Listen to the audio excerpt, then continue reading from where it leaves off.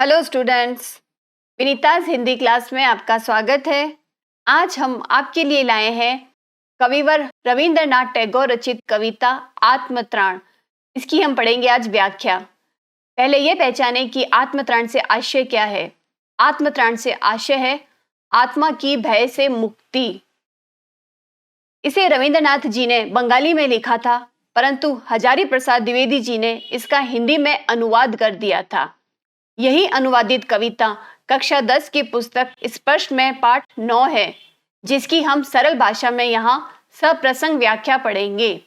तो let's study व्याख्या of आत्मत्राण।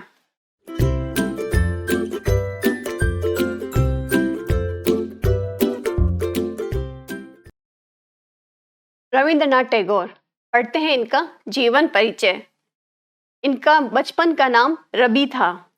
इनका जन्म स्थान कोलकाता के जोड़ा साको की ठाकुरबाड़ी था। ये अपने माता पिता की 13वीं संतान थे और बहुत ही संपन्न परिवार में इनका जन्म हुआ था। इनका जन्म 6 मई 1861 था। वैसे आपकी पुस्तक में ही 6 मई दे रखा है। इसके अलावा ब्रिटेनिका एनसाइक्लोपीडिया, विकिपीडिया और भी बहुत सारी वेबसाइट और रविंद्रनाथ टैगोर पर रचित पुस्तकें, उनमें सभी में 7 मई दे रखा है। क्योंकि आपकी किताब में 6 मई दे रखा है, इसीलिए उसे प्रमाणिक मानते हुए हमने भी यहाँ इनकी जन्म तिथि 6 मई लिखी है। इसलिए ये थोड़ा सा कंफ्यूजन है कई जगह पर कि 6 मई या 7 मई। और इनकी मृत्यु 7 अगस्त 1941 को हुई थी।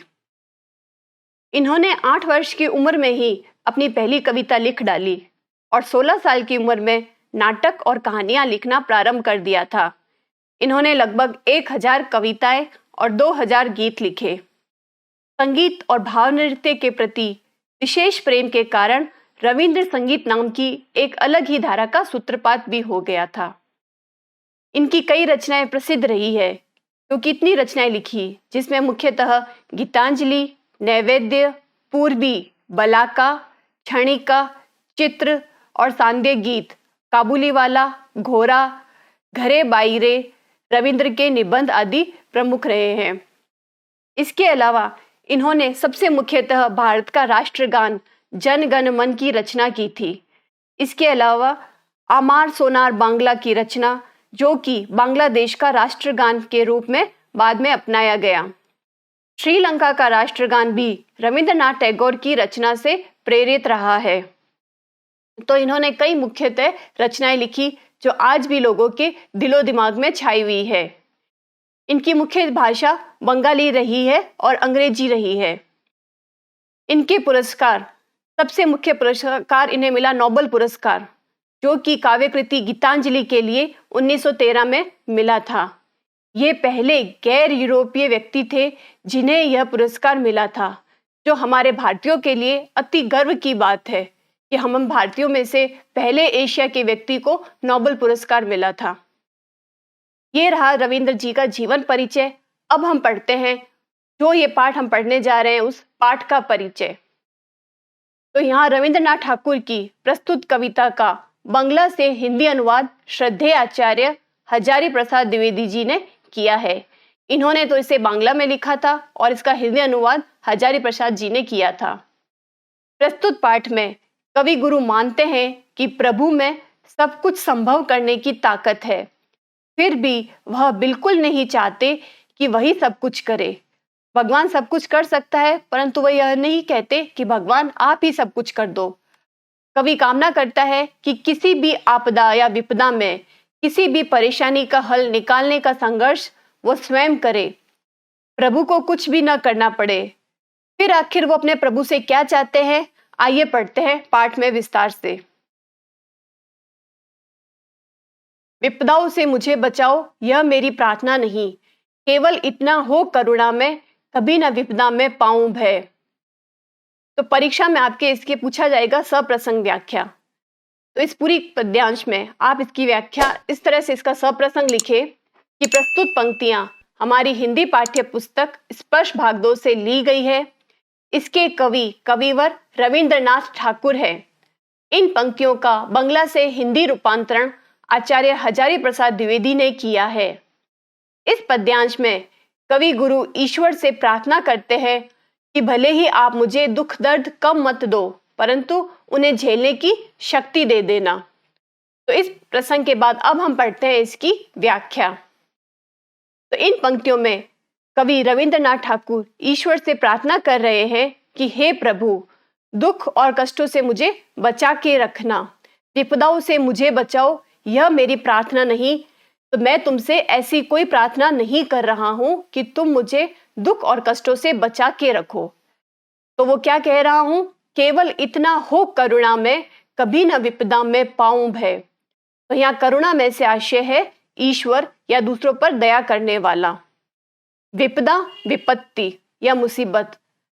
तो यहाँ कवि कहते हैं कि मैं तो सिर्फ तुमसे ये चाहता हूं कि तुम मुझे उन दुख और उन तकलीफों को झेलने की शक्ति देना, कष्टों के समय मैं कभी भी ना डरूं और उनका सामना कर सकूं। पद्यांश में आगे कवि क्या कहते हैं? दुख ताप से व्यथित चित्त को न दो सांत्वना नहीं सही, पर इतना होवे करुणा में, दुख को मैं कर सकूं सदा ही जय। यहाँ दुख की पीड़ा से दुखी मेरे मन को आप हौसला मत दो। दुख ताप से आशय है कष्ट की पीड़ा, जो हमें दुख होता है, जो उसकी पीड़ा होती है, उसे व्यथित चित्त, दुखी मन। व्यथित से आशय दुखी और चित्त अर्थात मन। सांत्वना दिलासा।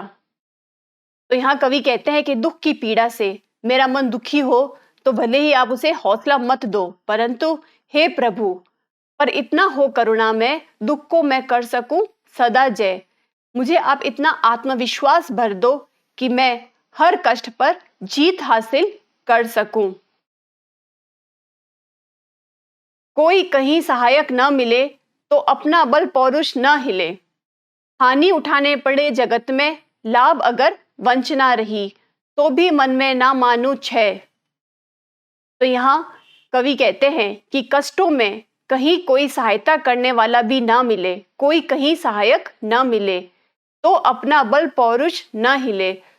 अगर कोई सहायक ना मिले तो भी कोई बात नहीं, परंतु ऐसी स्थिति में मेरा पराक्रम कम नहीं होना चाहिए, मेरा मनोबल कम नहीं होना चाहिए। हानि उठानी पड़े जगत में, लाभ अगर वंचना रही। यदि इस संसार में मुझे हानि भी उठानी पड़े और लाभ से हमेशा वंचित ही रहना पड़े तो भी कोई बात नहीं, तो भी मन में न मानू छय, तो भी मेरे मन की शक्ति का कभी नाश नहीं होना चाहिए। अर्थात मेरा मन हर परिस्थिति में आत्मविश्वास से भरा रहना चाहिए। अगली पंक्तियां हैं इसमें, मेरा त्राण करो अनुदिन, तुम यह मेरी प्रार्थना नहीं, बस इतना होवे करुणा में, करने की हो शक्ति अना में। मेरा भार अगर लघु करके, न दो सांत्वना नहीं सही। तो यहाँ त्राण से आशय है भय निवारण या भय से मुक्ति। अनुदिन प्रतिदिन। करुणा में यहाँ फिर से ईश्वर के लिए कहा गया है। करना यानी कि पार उतरना या पार करना, और अना में रोग रहित, निरोगी व्यक्ति या निरोग रखना। आगे इसकी पढ़ते हम व्याख्या शब्दार्थ के बाद में कि मेरा त्राण करो अनुदिन, तुम यह मेरी प्रार्थना नहीं। इन पंक्तियों में रविंद्रनाथ ठाकुर जी ईश्वर से प्रार्थना कर रहे हैं कि हे प्रभु, मेरी आपसे यह प्रार्थना नहीं कि आप मुझे प्रतिदिन भय से दूर रखें। आप केवल मुझे क्या करें? निरोग अर्थात स्वस्थ रखें। करने की शक्ति हो अना में, तो आप मुझे निरोगी रखें ताकि मैं अपनी शक्ति के सहारे इस संसार रूपी सागर को पार कर सकूं।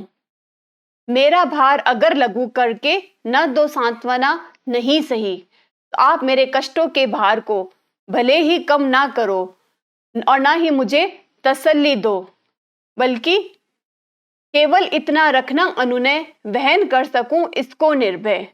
तो आपसे केवल इतनी ही प्रार्थना है कि मेरे अंदर निर्भयता भरपूर डाल दे, ताकि मैं सारी परेशानियों का डट कर सामना कर सकूं। मेरी आपसे यही विनय है, यही प्रार्थना है। अनुनय से आशय विनय या प्रार्थना होता है, और निर्भय अर्थात बिना डर के। तो मैं बिना डर के, निडरता के साथ सारी परेशानियों का सामना कर सकूं। नतशिर होकर सुख के दिन में तव मुख पहचानूं छिन छिन में।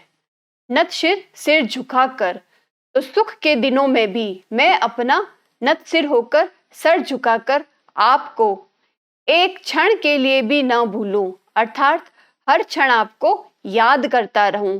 मुख पहचानूं छिन छिन में, छिन छिन क्षण क्षण या हर क्षण में आपको याद करता रहूं। दुख रात्रि में करे वंचना मेरी जिस दिन निखिल मही, उस दिन ऐसा हो करुणा में तुम पर करूं नहीं कुछ संशय। तो यहाँ कवि आगे कहते हैं कि दुख रात्रि या दुख से भरी रात में जब भले ही संपूर्ण पृथ्वी मुझे धोखा दे। वंचना से आशय है धोखा देना या छलावा करना। निखिल संपूर्ण और मही पृथ्वी। तो इस पूरे लाइन का ऐसा हो जाएगा अनुवाद कि दुख से भरी रात में जब भले ही संपूर्ण पृथ्वी मुझे धोखा दे दे या संपूर्ण संसार मुझे दुत्कार दे, उस दिन ऐसा हो करुणा में तुम पर करूं नहीं कुछ संशय। तो ऐसी विपरीत परिस्थितियों में हे ईश्वर, मैं आप पर संदेह ना करूं, इतनी शक्ति आप मेरे मन में भर देना। स्टूडेंट्स, ठाकुर रविंद्रनाथ जी की कविता आत्मत्राण का व्याख्यात्मक वर्णन यहाँ पूर्ण होता है। उम्मीद है आपको अच्छे से समझ आ गया होगा। अगले वीडियो में हम इसके प्रश्नों का अभ्यास करेंगे। तो stay connected and do subscribe. Thank you and all the best.